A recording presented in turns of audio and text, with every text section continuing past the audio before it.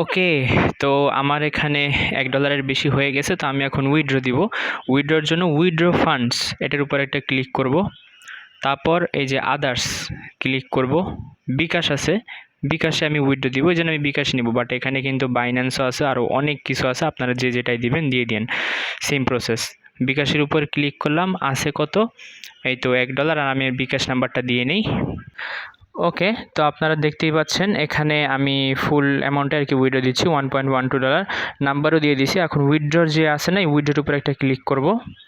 Processing হচ্ছে, এই যে উইথড্রল রিকোয়েস্ট সেন্ড, ঠিক আছে। এখন আমি ওকের উপর ক্লিক করব, বাস আমার হয়ে গেছে। এখন আমি মনে করেন কিছুক্ষণ অপেক্ষা করব, তারপর দেখা যাবে যে পেমেন্ট এসে গেছে। পেমেন্ট আসার পর আমি দিয়ে দিব না।